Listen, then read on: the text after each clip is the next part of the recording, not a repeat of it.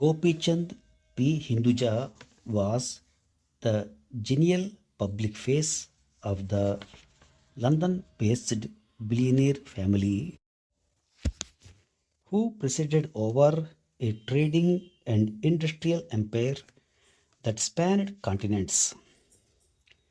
From their base that stretched from New Zealand House just off Trafalgar Square, Gopichand, known in business circles as GP, and his elder brother Sri Chand entertained a glittering mix of London's movers and shakers alongside the well connected British Asian community. Sri Chand and Gopi Chand directed the fortunes of the Hinduja group from London, while their younger brothers oversaw far flung branches of the conglomerate. Prakash operated first from Switzerland, where the family owned Hinduja Bank, and later from Monaco. The youngest brother, Ashok, based himself in Mumbai to manage Indian operations.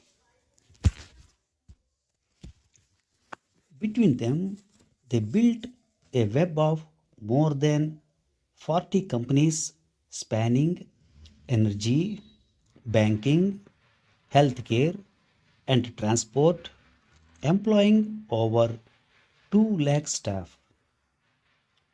The jewel in the Hinduja's crown remains Ashok Leyland, a powerhouse in India's heavy vehicle sector with roughly 31% of the market, rivaling Tata Motors.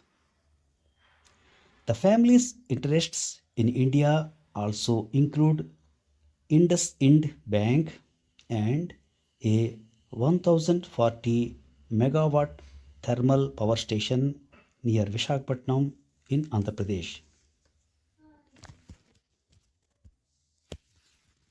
The brothers were consummate networkers and familiar figures in high society events, hosting a steady procession of cabinet ministers, tycoons, and successful British Asians, including at the family's famed Diwali celebrations at their palatial London home.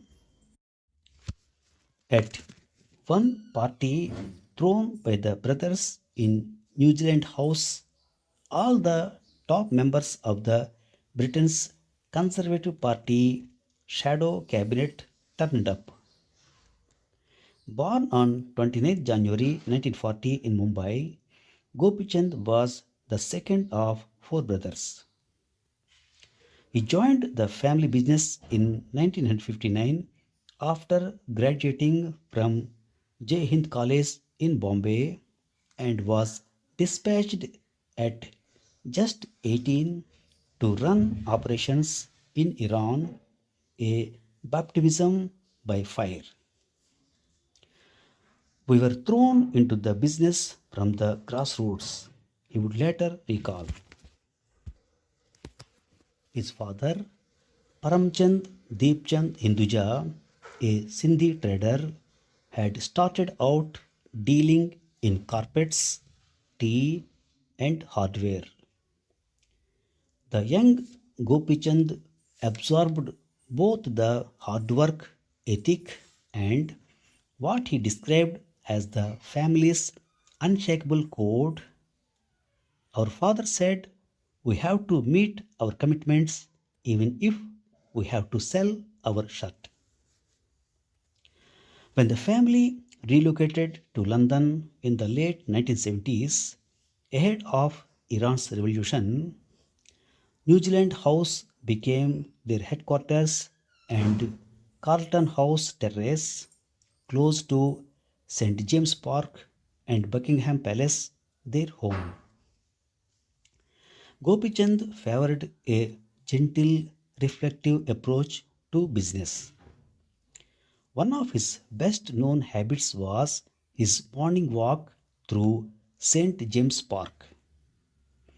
Any businessman comes with any proposal, I tell him to come for a walk and I give him a coffee.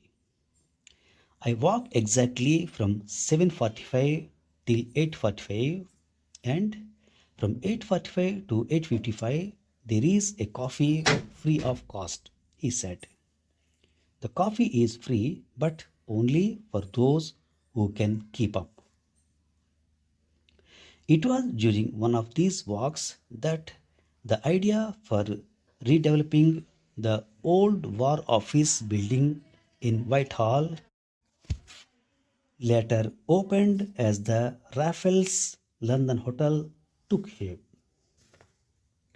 The old War Office will be my greatest legacy to London, he declared about the £1.4 billion project unveiled in 2023, where guests can stay in Winston Churchill's former office for between 20 lakh 80,256 and rupees 28 lakh 89,244 a night.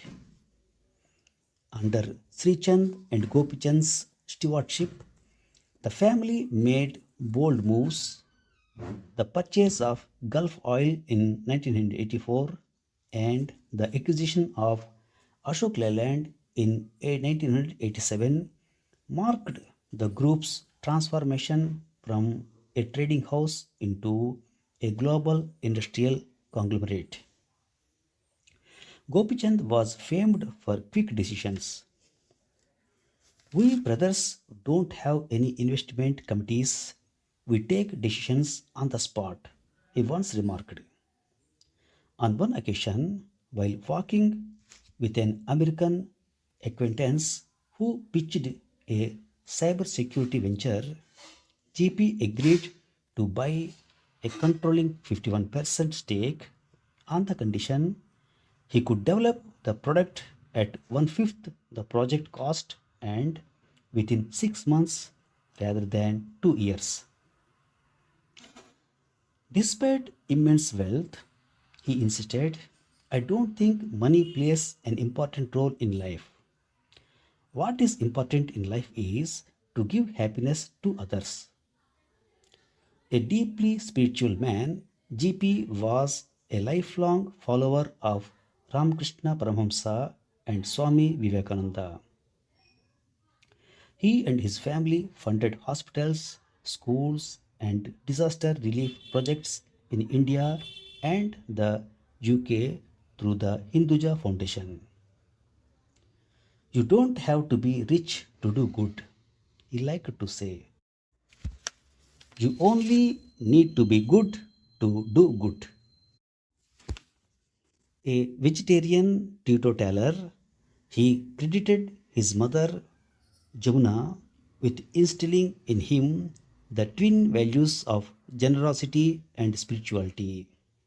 Her mantra, he said, was to feed everyone within reach. He was also a workaholic. He admitted at the age of 47 that he had never taken a break, not even weekends. When his daughter finally ordered rest, he agreed holidays but still brought along secretaries and staff working from 7 a.m. to 11 p.m. But even as the Hindujas scaled peaks, they also faced bitter controversy. The family was pitched into the Bofors arms scandal of the late 1980s, accused of receiving kickbacks in an Indian Howitzer deal with the Indian government. After years of legal battles, Indian authorities dropped all charges in 2005 for lack of evidence. The empire faced renewed turbulence During the UK's cash for passports controversy in 2001, when it emerged, the brothers had donated £1 million to the Millennium Dome project while their citizenship applications were pending. The revelation led to the resignation of then Trade Minister Peter Mandelson, though the Hindujas denied wrongdoing and were cleared of any illegal conduct. In later years, as Sri Chand's health declined, Gopichand became the de facto patriarch. After his brother died in 2023 at the age of 87, he formally took over as group chairman. Even so, internal rifts began to surface. A bitter dispute over control of family assets erupted between Gopichand and his brother Prakash on one side and the heirs of the ailing Srichand on the other, with court proceedings in both Switzerland and London. The feud, later settled, exposed cracks within a dynasty that had long proclaimed its motto as everything belongs to everyone and nothing to anyone. Gopichand died on 4/11/2025 at the age of 85 after a long illness. He married Sunita Gurnani in 1963. She survives him along with their two sons Sanjay and Dheeraj and a daughter Rita. He was humble and joyful and a friend to everyone he met, the Hinduja family said in a statement.